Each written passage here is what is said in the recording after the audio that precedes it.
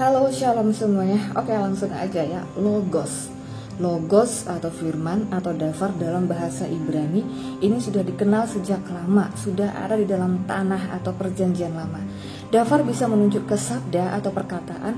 Dafar juga bisa menunjuk ke Allah itu sendiri. Kalau yang mengucapkan itu Allah, maka dafar itu adalah perkataan.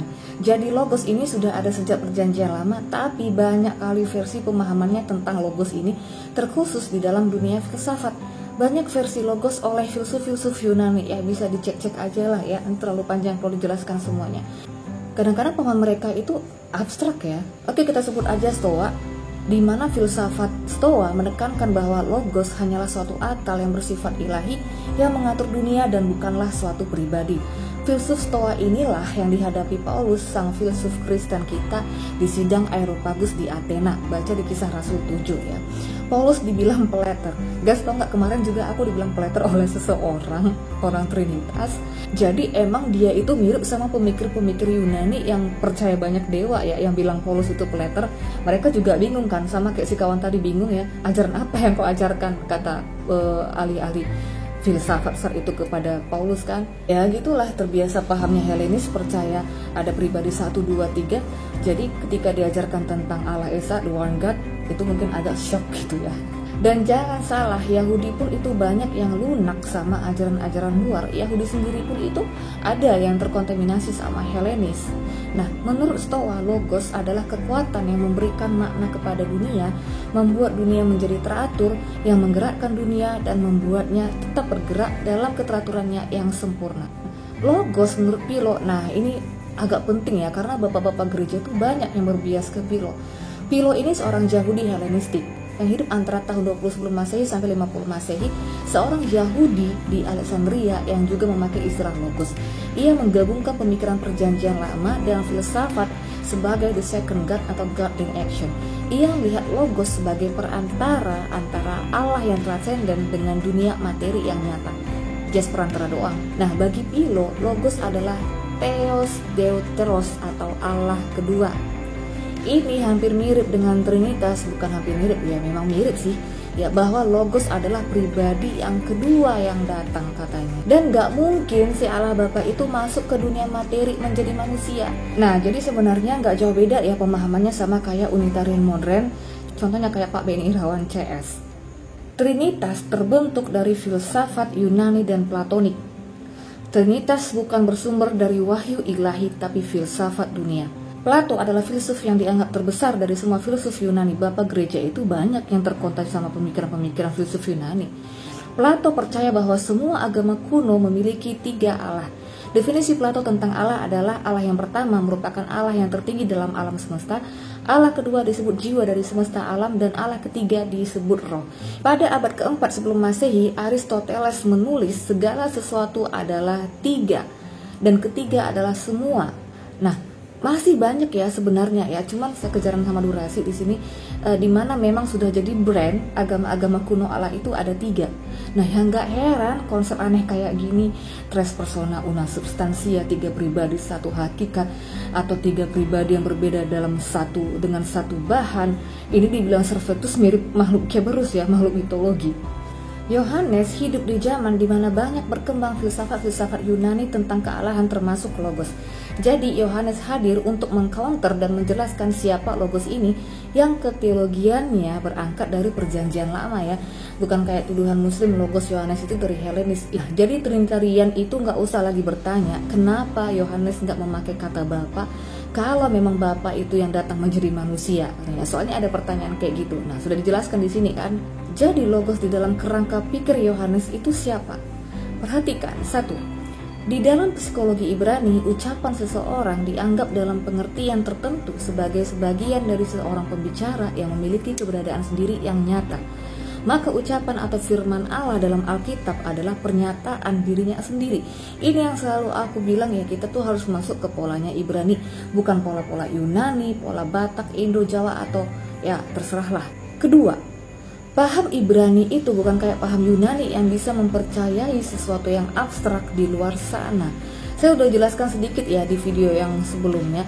Bagi paham Ibrani itu sesuatu yang dianggap real itu haruslah bisa dilihat, didengar, diraba, Tuhan kalau nggak kayak gitu berarti Tuhannya hoax.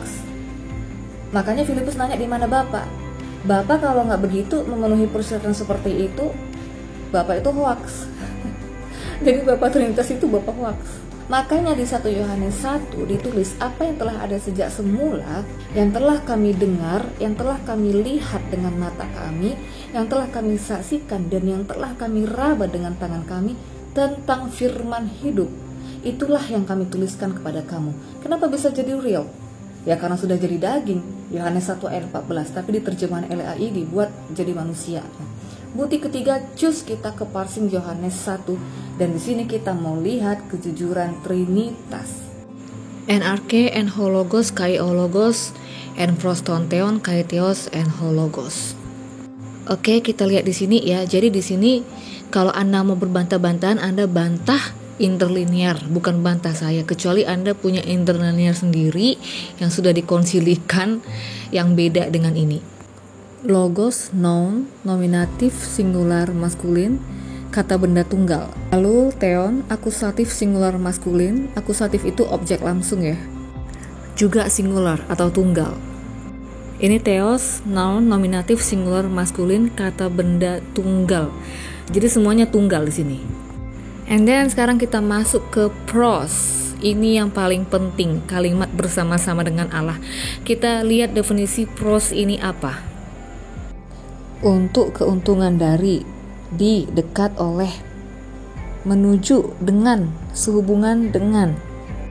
Nah, tadi theon itu kasusnya akusatif ya, objek langsung. Nah, coba lihat di situ untuk kasus akusatif, ya secara umumnya pengertian pros itu adalah to atau toward atau ke dan ke arah. Di mana ada kata bersama-sama di sana?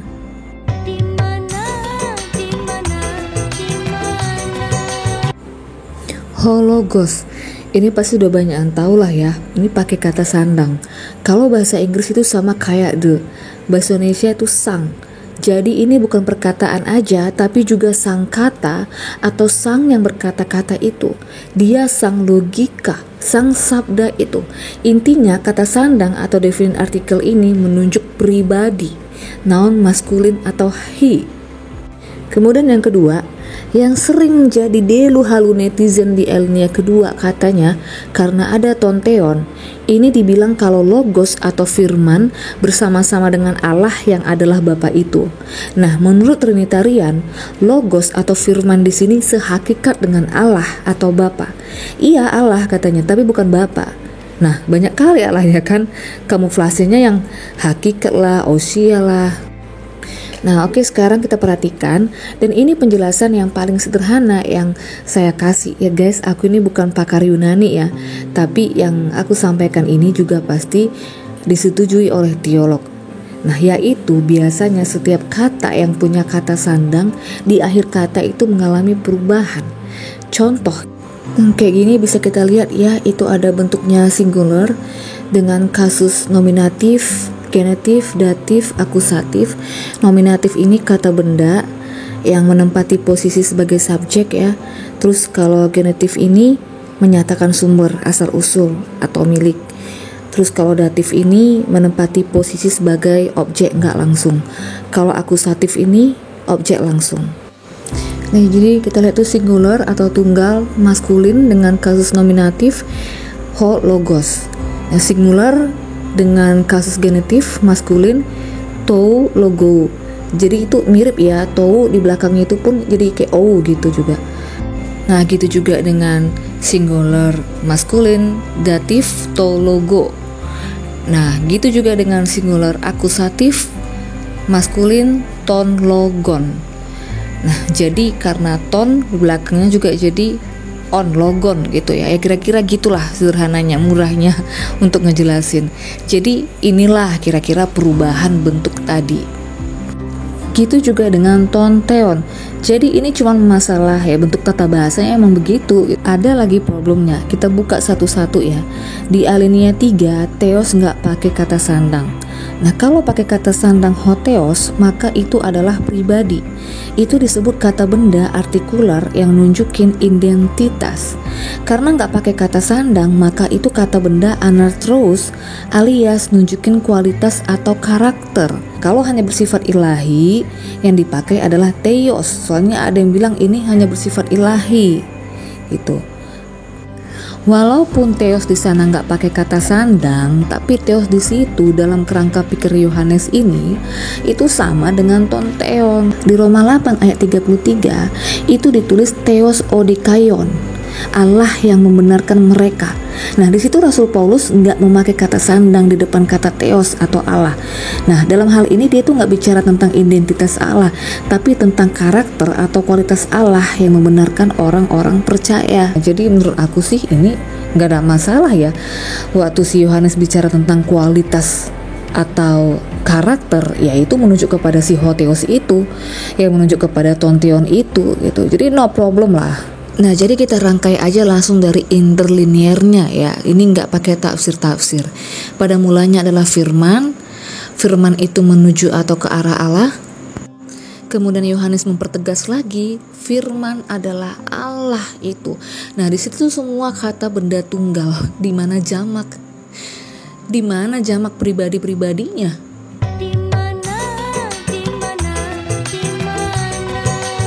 Lalu di sana di mana Yohanes bilang hakikatnya Allah atau usianya Allah? Di mana di situ ada bahasa logos itu sehakikat dengan Allah? Nah, jadi sudah ada 3 kali berdelusi di sini. Yang pertama nggak ada kata bersama-sama, nggak ada jamak pribadi, semua tunggal. Dan kemudian ketiga nggak ada di situ bahasa hakikat atau ousia. Nah, coba lihat hakikat, ousia itu sinonim dengan apa? Substansi. Sekarang kita lihat substansi itu apa? Substansi itu bicara bahan. Nah, gimana bicara bahannya Allah? Logos bahannya Allah. Gimana ini? Nah, jadi bicara substansi atau bahan itu lebih cocok misalnya apakah roh atau sarks atau daging gitu ya. Benang merah Yohanes 1 itu adalah Kejadian 1. Nah, ini harus pelan-pelan ya. Di Kejadian 1 yang ada pada mulanya adalah Allah atau JHVH. Di Yohanes pada mulanya ada Logos. Keteologian Yohanes merujuk ke tanah di Kejadian 1. Yesus adalah Elohim atau Allah atau JHVH yang ada di Kejadian 1. Nah, JHVH ini dipanggil Bapa oleh bangsa Israel. Udah, jadi ngapain kayak benang kusut lagi? Nah, saya mau ngasih pertanyaan ya. Semua kita sepakat Logos adalah Yesus. Yesus ini penebusmu enggak? Kalau benar, coba buka di Yesaya 63 ayat 9. Siapa penebus di sana? Buka lagi di ayat 16. Engkau sendiri Bapa kami. Namamu ialah penebus kami. Siapa penebus di sana? Jadi siapa Yesus Perakenosis? Disinilah sebenarnya kita sebagai orang Kristen harus melihat alurnya dari awal. Kita harus tahu Yesus ini Perakenosisnya itu siapa.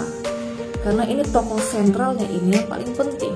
Logos yang adalah Allah sendiri, yang sudah ada sejak permulaan, yang berkenosis menjadi daging. Allah yang adalah Yahuwah atau YHWH itu sendiri, yang dipanggil Bapa oleh bangsa Israel, yang adalah penebus. Jadi yang berkenosis itu JHVH atau enggak? Yang berkenosis itu Bapa atau enggak? Bukan Bapa menjadi Yesus. Ini kemarin lihat kalau nggak salah ya, ada di thumbnail videonya si Deki Ngadas kalau nggak salah, Bapa menjadi Yesus kan. Gimana Bapa menjadi Yesus? Bapa itu kan bukan nama, Bapa itu kan sebutan. Memangnya penebusmu mau berapa? Nggak cukup 1. Yang benar Bapa itu menjadi anak. Singa dari Yehuda menjadi domba, raja menjadi hamba. Inilah keparadoksan Ibrani yang Anda tidak sampai. Anda bilang sesat karena Anda pakai polanya Yunani. Memang Yunani itu pahamnya nggak akan mungkin sampai ke Ibrani. Nah, itulah kenosis Yesus tadi. Terakhir, Logos dalam bahasa Ibrani adalah davar. Dafar ini berarti hal yang di belakang. Nah, kalau dikaitkan dengan kemah pertemuan bangsa Israel berarti ruang Maha Kudus. Sebab ruang Maha Kudus ada di belakang. Dan di belakang itulah, dan di dalam ruang Maha Kuduslah itu terdapat firman atau dafar. Yang hadir di ruang Maha Kudus itu adalah Allah atau Yahweh atau Yahuwah. Umumnya orang bilang Jehovah gitu ya. Sekali lagi, Yahuwah inilah yang dipanggil Bapa oleh bangsa Israel.